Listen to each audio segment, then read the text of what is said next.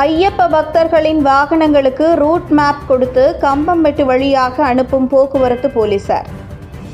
மகரவிளக்கு சீசனை முன்னிட்டு தேனி மாவட்டம் வழியாக சபரிமலை செல்லும் ஐயப்ப பக்தர்களின் வாகனங்களுக்கு கம்பம் புறவழிச்சாலையில் கம்பம்மெட்டு சாலை சந்திப்பில் போக்குவரத்து போலீசார் ரூட் மேப் கொடுத்து கம்பம்மெட்டு வழியாக அனுப்புகின்றனர்.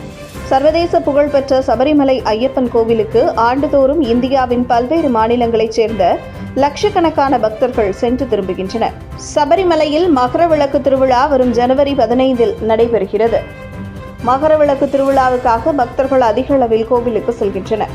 பக்தர்களுக்கு சிரமம் ஏற்படுவதை தவிர்க்கவும், வாகன போக்குவரத்து நெரிசல் ஏற்படாமல் தடுக்கவும் தேனி மாவட்டம் வழியாக சபரிமலைக்கு செல்லும் வாகனங்கள் கம்பத்தில் இருந்து கம்பம்மெட்டு வழியாக திருப்பிவிடப்படுகிறது. அதற்காக கம்பம் புறவழி சாலையில் கம்பம்மெட்டு சாலை சந்திப்பில் போக்குவரத்து போலீசார் சோதனை சாவடி அமைத்து ஐயப்ப பக்தர்களின் வாகன ஓட்டிகளிடம் ரூட் மேப் கொடுத்து கம்பம்மெட்டு வழியாக அனுப்புகின்றனர்.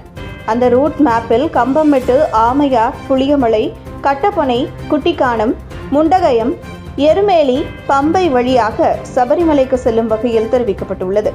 இதுகுறித்து போலீசார் கூறுகையில், ஒரு சில ஐயப்ப பக்தர்களின் வாகனங்கள் கம்பம்மெட்டு வழியாக சென்று கம்பம்மெட்டிலிருந்து ரூட் தெரியாமல் மீண்டும் குமிழி சென்று விடுகின்றனர்.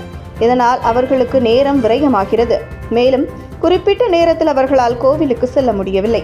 அதனால் கம்பம்மெட்டு சாலை சந்திப்பில் உள்ள சோதனை சாவடியில் போலீசார் 24 மணி நேரமும் பணியில் இருந்து இவ்வழியாக வரும் ஐயப்ப பக்தர்களின் வாகனங்களுக்கு ரூட் மேப் கொடுத்து அனுப்பி வைக்கிறோம் என்றனர். தகவல்களை உடனுக்குடன் அறிந்து கொள்ள நமது டைகர் மீடியா சமூக வலைதளங்களை ஃபாலோ செய்யுங்கள்.